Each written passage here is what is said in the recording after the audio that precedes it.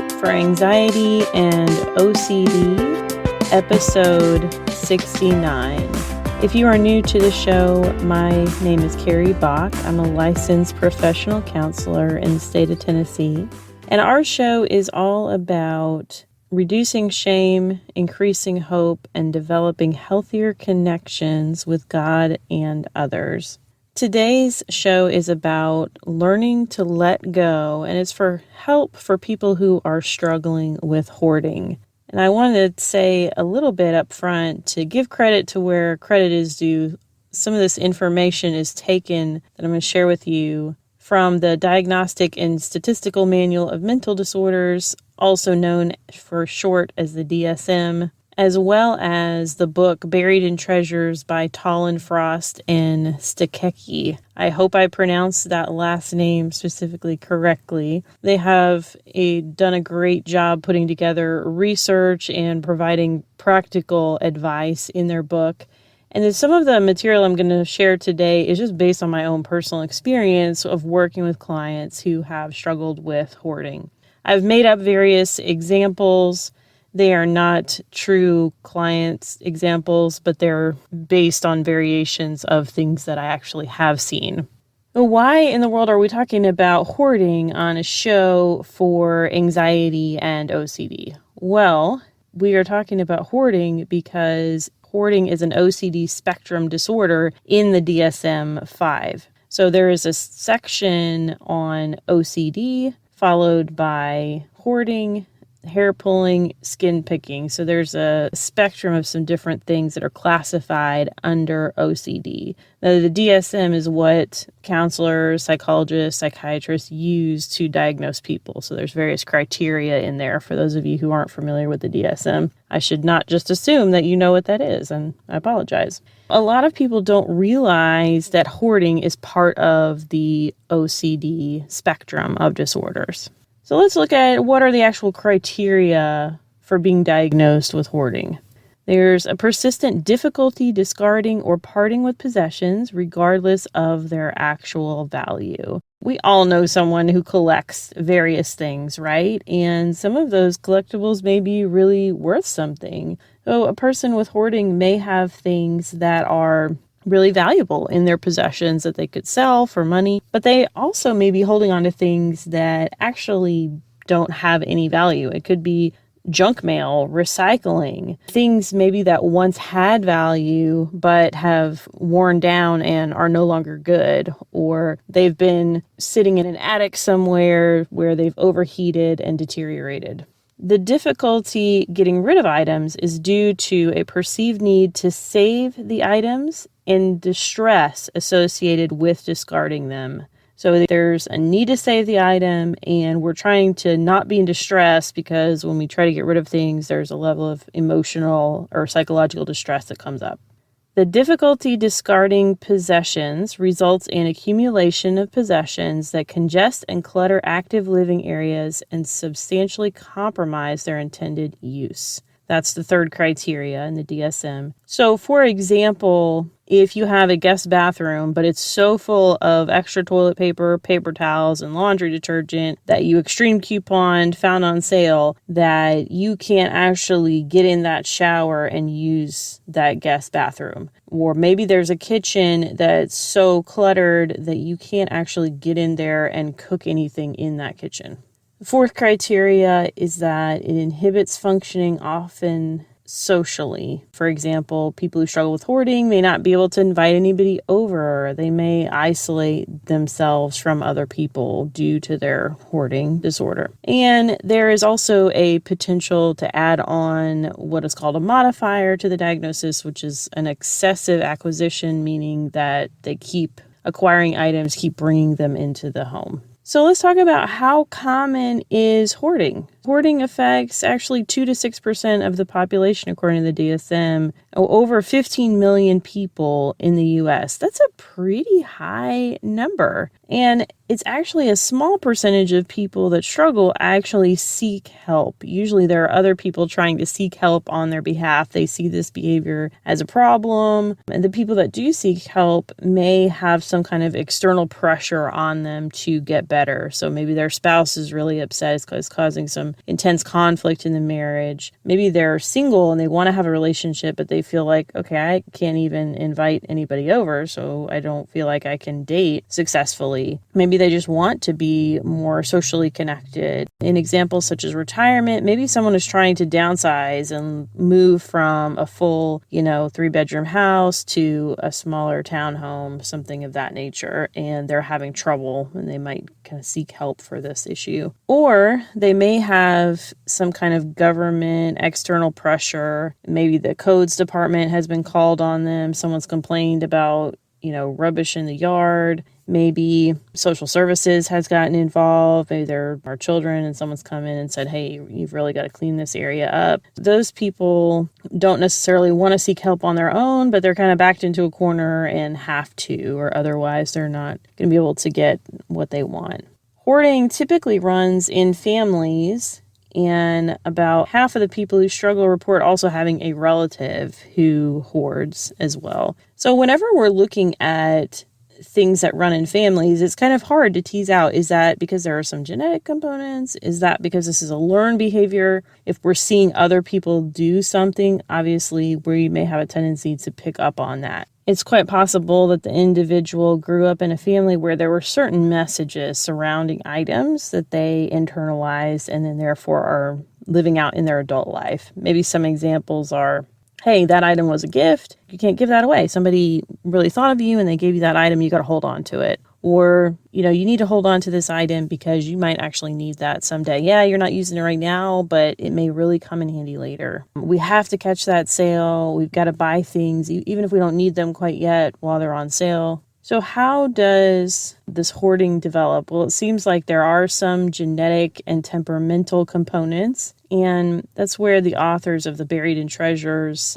did some research. They put people in MRI machines, and they were having them make decisions while they were actively looking at the areas of their brain that were overactivated or underactivated. It's actually really interesting, and I encourage you to go get the book and read on that if you struggle with hoarding, or if you know someone who struggles. There's also a lot of advice in the book for family members and how to approach your loved one as well. So that may be beneficial if you're listening on behalf of a loved one who's struggling. And what they found through this study was that there were different levels of activity in key parts of the brain between the person struggling with hoarding and the person in the typical population. They had a harder time categorizing their own stuff, but it didn't interfere with them categorizing other people's stuff. So seeing certain things as special kind of can be a common issue. And so then if it's special, it kind of gets its own category and we can't put things together in other categories.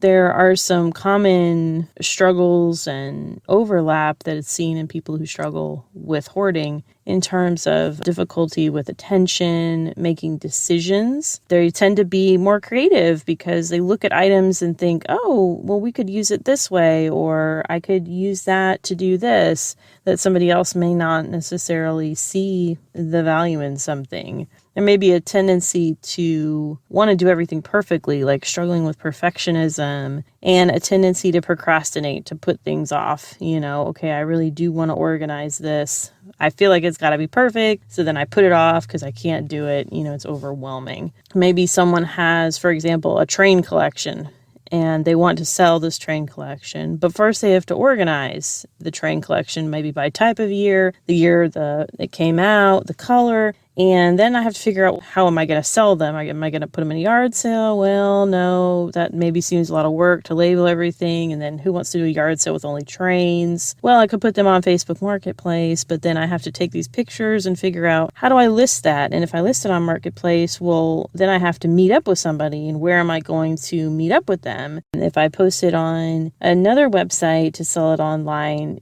I've got to take these pictures and figure out how I'm going to get payment. Do I use the Venmo app? What do I do? Do I use PayPal?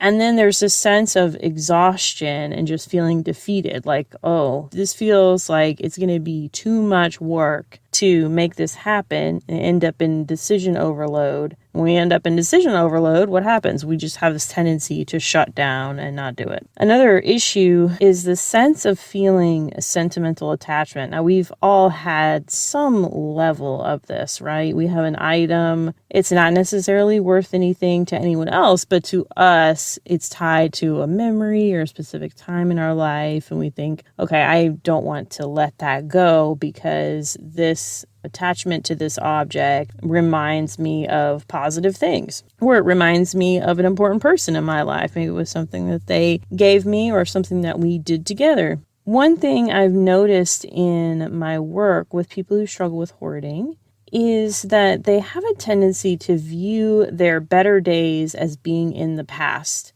So they have these items that allow them to reminisce about the past where the better days were. For example, if an individual used to surf, let's say they lived by the ocean, now maybe they don't live by the ocean or they don't go surfing anymore. Maybe they've had an injury where they can no longer surf, but yet they have a collection of surfing supplies. You know, they've got the surfboard, they've got the wax that goes on the board, other things that I don't even know about surfing, but they have the wetsuits, everything that goes with surfing. They've got a whole collection of stuff, yet they're not using it. They're not going to use it because they don't surf. But when I look at that, I think, man, wasn't that really great when I could get out in the water and just feeling the wind on my face and catching a wave. It's awesome. So that's maybe just one example of how someone might hold on to items to really reminisce about good things that they experienced, even though they don't need the items or they're not using the items. We'll talk about a little bit later in terms of healing from that. People may hoard and hold on to things because it's a part of their identity. They may view themselves as a collector. Like, oh, this is a collector's item. I have all of these collector board games from years and years ago that I want to hold on to. They probably are worth something. Maybe a person holds on to craft supplies because they want to view themselves as an artist, or painting supplies, even though they don't paint, but they would like to be able to do some of those things. I know that for myself, having been a foster parent, I had a lot of kid items around the house, and it was hard to get rid of some of those things because being a foster parent obviously had been my identity for that time period, and I didn't know really what the future held for me. You know, maybe I would marry someone with kids, and what if I needed some of these items? It was a process that I had to go through to realize, you know, I'm not living that life anymore. That's not my identity. So I don't need to hold on to things tied to that identity. People may also struggle because they get a high from acquiring possessions. Oh, I saw a great sale at the thrift store. I got these pants for half off, and I got this item, and look, it was only $1. I went to this yard sale, and isn't this awesome? And they may buy stuff that they don't need just because they feel like it's a good price. And then there's this like elevation of self-worth and value that they feel of being able to find this good deal. Now, I mentioned the book Buried in Treasures. This book is a CBT-based book. So it's based on cognitive behavioral therapy, and that's the approach that they take to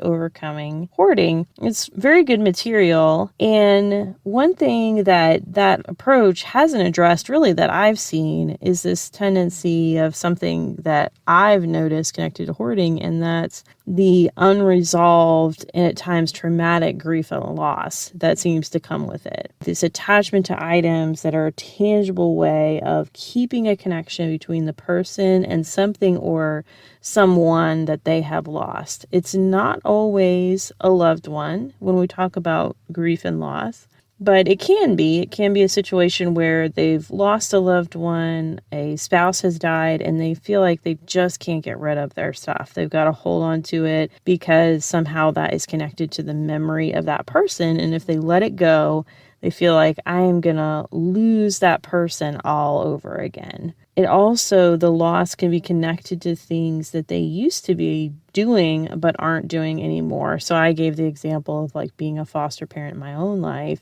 Other people, they may have been a Sunday school teacher when they were younger. They may have coloring pages. They may have flannel graphs, for anyone who remembers those things where you stick the picture on the flannel. Nobody even uses that anymore, but someone might be holding on to it, going, oh, that was such a good time, like when I was a Sunday school teacher, and pouring into the little kids, and wasn't that fun and awesome? So really going through and grieving those losses, we'll talk about this later, is an important part of the healing process. Because if you don't grieve those losses that are connected to these items, you're not going to be able to get rid of the items. I remember another personal example for myself of some things that I've struggled with getting rid of. I had an entire room of play therapy toys at my old office. This is now 2 offices ago. I had a specific room dedicated to seeing children, and made a decision at that point in my practice that I didn't want to work as many evenings. I wanted to kind of prepare for hopefully my own family life at some point, wanted to have more work-life balance. I wasn't seeing a whole lot of kids, and it didn't make sense to have this entire room full of toys. However, it was hard to let go of those things because I had acquired them over time, over years of working with children, probably, 5 to 7 years. And that was hard for me to say, I'm no longer a play therapist. I'm no longer doing this type of work. And what if I regret this decision? If I get rid of all this stuff and then decide I want to work with kids later. And of course, that is a possibility, but that didn't happen to me. I'm actually very happy and pleased with that decision. And I sold those toys to a friend who was going to do more types of play therapy, expressive therapy, and hopefully got some good use out of those. Now that I've given you an overview, talk through some examples, I want to talk about the various things that can be done to help. If you recognize that this is a problem within yourself, what are some things that can be done to learn to let go of items, to not have to continue dealing with hoarding anymore? Number 1 is recognize that this is a problem that you need help with. That is really hard for any issue that we're facing, to admit that we need help with something. As we talked about before, oftentimes people who are struggling with hoarding either don't recognize that they need the help, or they recognize that they have a bit of a problem, but they think they can manage it on their own. Now, you're going to need different types of help and support. You're going to need some professional support. Hopefully you can find someone in your community or online, a therapist who has worked with hoarding in the past, to give you that professional support and perspective. You're going to need some personal support, not people who are going to come in and be overbearing or rush you to get rid of stuff, but are going to come alongside with you and work with you at your own pace. These are going to be people maybe that can help you bring some stuff to give away, to donate. Maybe they can help you move some furniture out of your house, or they can just provide that encouragement and moral support of just saying, I know this is really hard for you, but I'm so proud of you that you are tackling this issue in your life. That goes a long way. Oftentimes we underestimate the power of personal support for someone who is struggling with mental health issues. And we don't need to underestimate that, because it's very valuable. Now, you may need medical help. You may need to look at medication as an option, especially if you have co-occurring disorders, something like ADHD that's getting in the way, anxiety, depression. Then, you may look at medication as an option to treat some of those things so that you can go through the behaviors and really tackle the hoarding, especially if you are working at this from a cognitive behavioral standpoint and you're having trouble making progress. I always encourage people who don't want to take medication to really, we'll try therapy, those tools, the self-help things for a little while. And then if you're not making progress, maybe we'll circle back around and evaluate whether medication might be an option at that point. Step 2, you're going to have to commit time, and I'm talking about every day or at least 5 days a week, to commit to the process of recovery, to commit to the process of cleaning up your space. Obviously, it didn't get that way overnight, and it's not going to be cured overnight. You're not just going to have an extreme home makeover, most likely.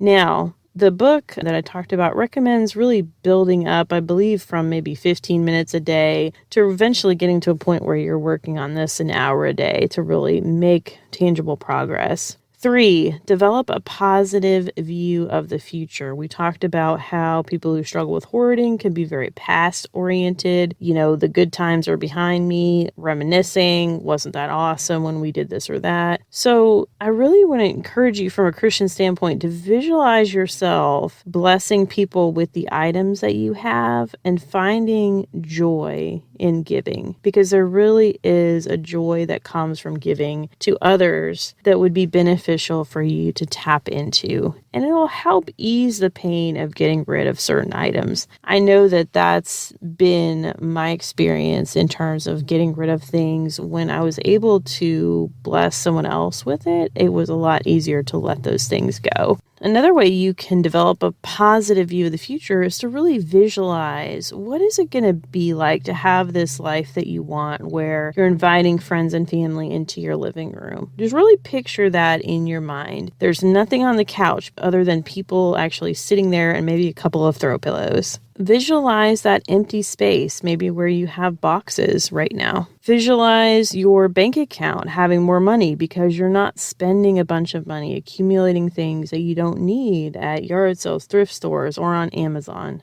Visualize your life without hoarding, playing with your grandchildren more often, finding a spouse, focusing on one hobby instead of trying to focus on the things that you can't do anymore. Telling yourself that the better days are ahead of you and not all your good memories are going to be found in the past anymore, because you're going to be creating new positive memories in the future, and that's going to be really awesome. Step 4, figure out how to stop acquiring new items. There's time dedicated in the Buried in Treasures book that helps with this as well. But if you don't stop acquiring new items, then you're fighting this losing battle, right? Because if you get rid of a bunch of stuff in your house and then you go to the yard sale and you buy 20 more things, then you're just going in circles. You may have to stop going to the places that you acquire stuff temporarily. So let's say that you are a shopaholic related to like Ross, TJ Maxx, some of those discount stores. Maybe you need to stay away from those places for a while until you're able to get some of the tools under your belt to be able to go in there and not acquire items. You may have to set up a rule for yourself if you're an online shopper and you're always having things mailed to you through Amazon or some of those other stores.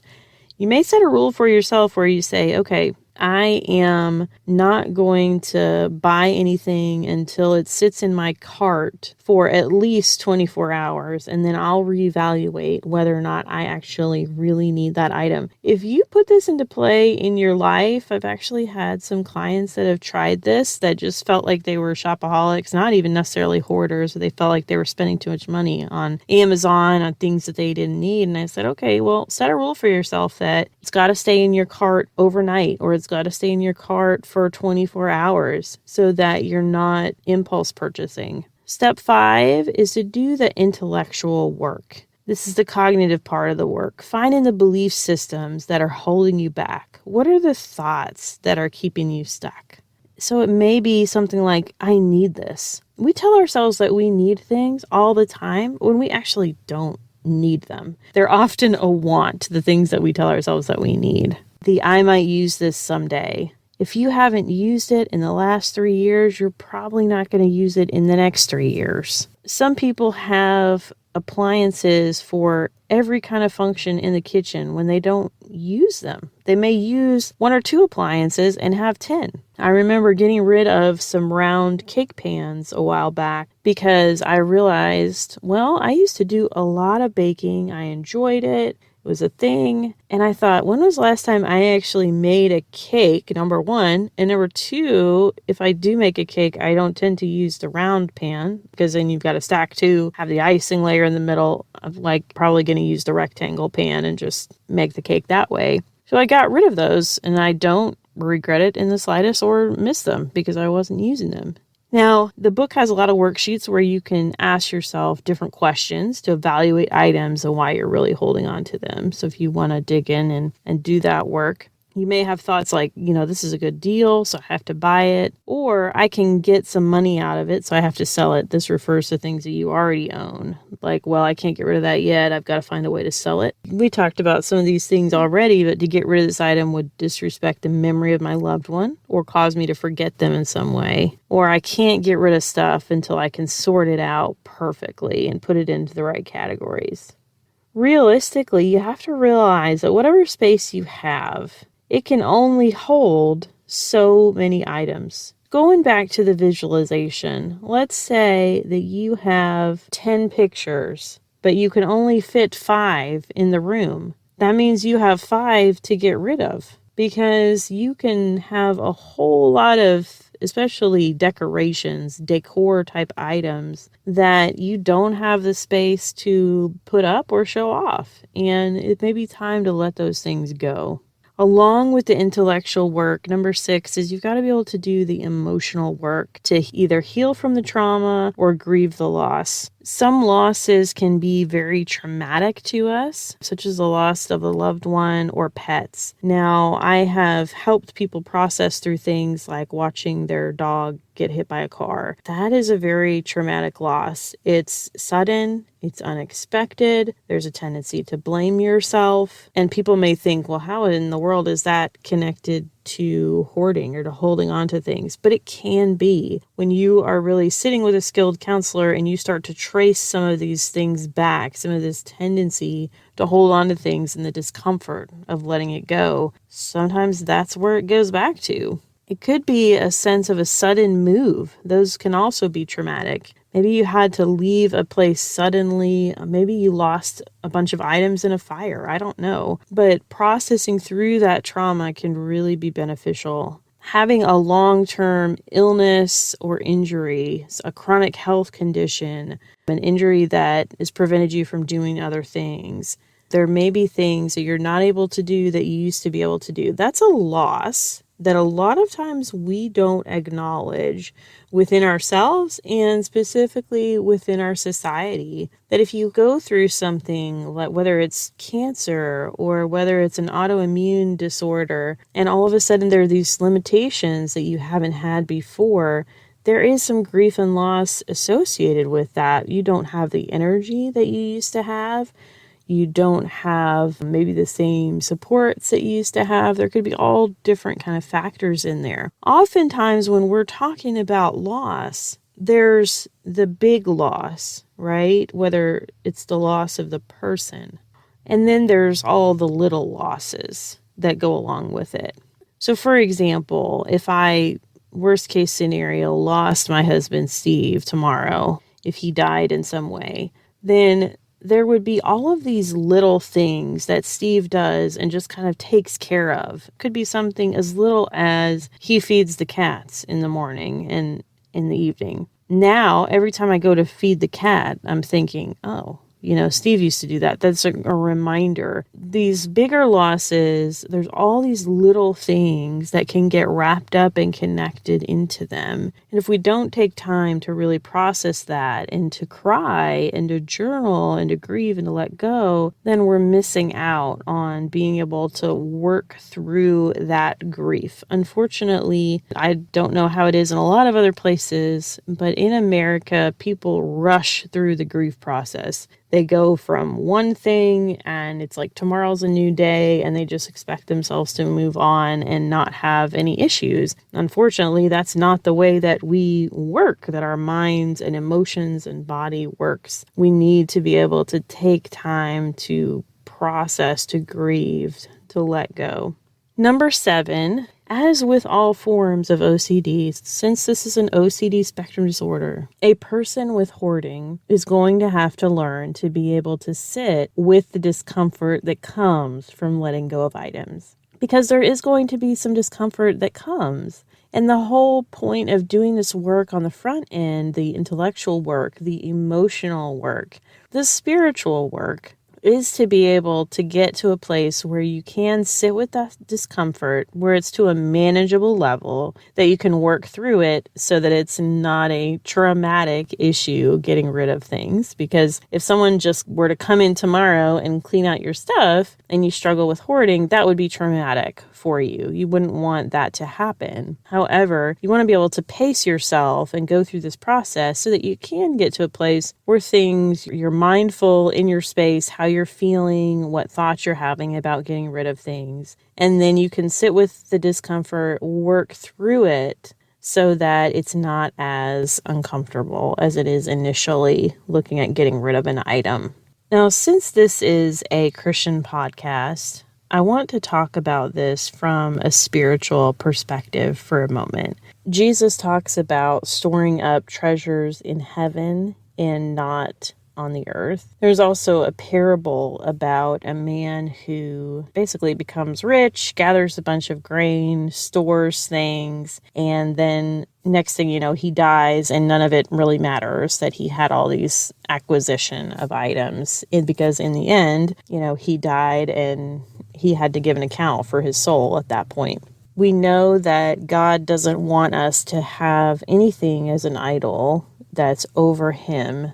You shall have no other gods before me, or not have graven images. And a lot of times we think that, we don't have idols, like people have idols maybe in other places, but we all have idols in our lives that we have to confess and work through, whether that idol is stuff, money, relationship. It could be so many different things. Power, prestige, that people are putting above their relationship with God. And so understanding and confessing and recognizing that stuff can become an idol in your life, even if you don't want it to, that's something that can creep up on you. And so addressing this from a spiritual perspective, really working through in prayer and confessing to God that the stuff has become out of control, and that you want to give that control back over to him, that you want to be able to release these items, and allowing prayer to become a part of this process, I think would be helpful and important for you.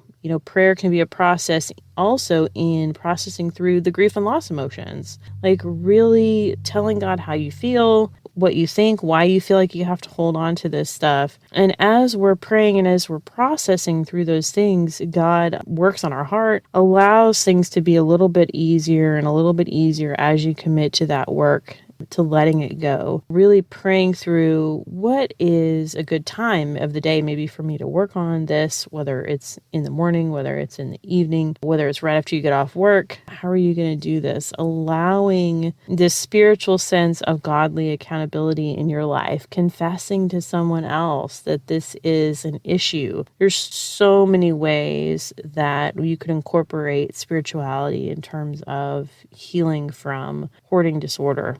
God does not want us to be ruled or owned by anything, and that includes our stuff. We did another episode a while back. If you have not heard it, I would encourage you to go back and listen to it, and that's episode 49 on will less stuff equal less anxiety. That episode is a personal story about Christian minimalism. It's a very good episode that has a lot of spiritual ties in it as well. So I encourage you to listen to that one for more spiritual applications in terms of getting rid of stuff. So if you've been listening to the show for a while, you know that at the end of every podcast, I like to share a story of hope, which is a time where someone received hope from God or another person. And often I ask my guests that question. Since this is a solo episode, I have to come up with stories of hope for you from my own life. And here's one that came to me recently. If you've been following along with the podcast and myself and my own journey with my husband, Steve, you know that we just had a beautiful little daughter named Faith, and she is fabulous. We are so excited to have her in our lives. And it's been a long road to get to having Faith. And so that's how she got the name of Faith, of course, because there were so many things. I waited probably over 10 years to become a mother from the time that I started my foster care journey. So one day I'm holding my daughter and she's asleep and looking absolutely adorable.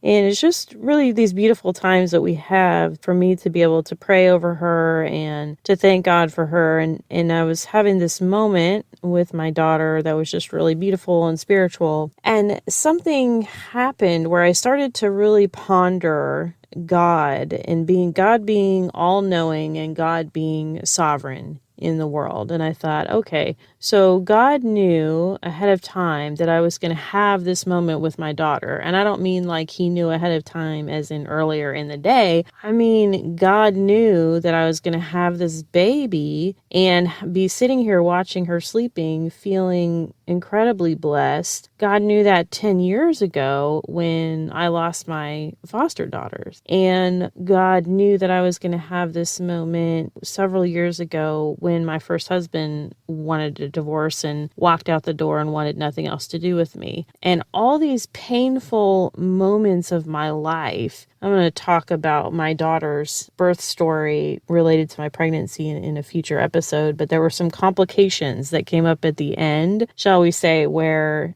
I had this higher chance of stillbirth. And of course, that's very scary when a doctor tells you that. So here I'm going through this, crying and praying, like, don't let me lose this baby now that I've gone through all of this. And in that moment, God knew I was going to have this beautiful moment where I'm thanking him because my daughter is here now. So whatever you're going through right now may be incredibly painful and you may not see anything good in it or anything good coming out of it or anything beautiful arriving later, because when I went through some of those painful experiences in my life, I didn't see how they could be good on the other side, and just really so angry or frustrated or sad with God and in how some of the situations turned out. But God had a plan. He knew what he was doing. And it's so hard for us in the now to trust him. But that's what I encourage you to do with whatever's messy and uncomfortable and scary in your life, to really lean in and trust God, to know that he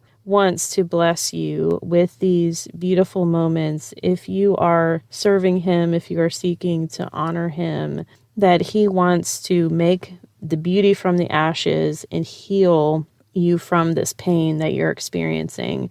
And there is a beautiful and wonderful gift on the other side at the end of our pain and suffering that we don't see, we have no concept of at the time. So that's my story of hope for you today. I hope that encourages you.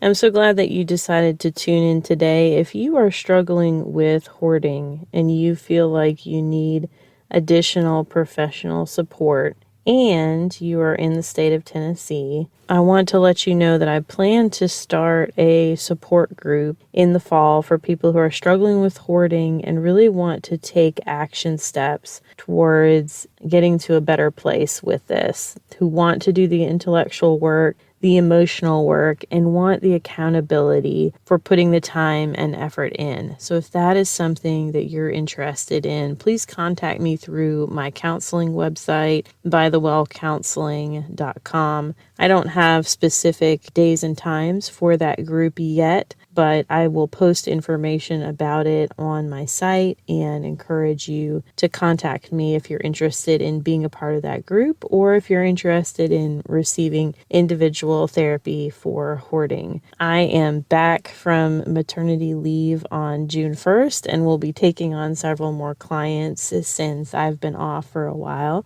And if you've been looking to get into counseling, summer is a great time because counselors often have more openings in the summer because people are on vacation and various things. So if you need to go to counseling because you're struggling with hoarding, an OCD spectrum issue, or any other mental health condition, don't wait. Go ahead and get that ball rolling. Hope for Anxiety and OCD is a production of By the Well Counseling. Our show is hosted by me, Carrie Bock, licensed professional counselor in Tennessee. Opinions given by our guests are their own and do not necessarily reflect the views of myself or By the Well Counseling. Our original music is by Brandon Mangrum. Until next time, may you be comforted by God's great love for you.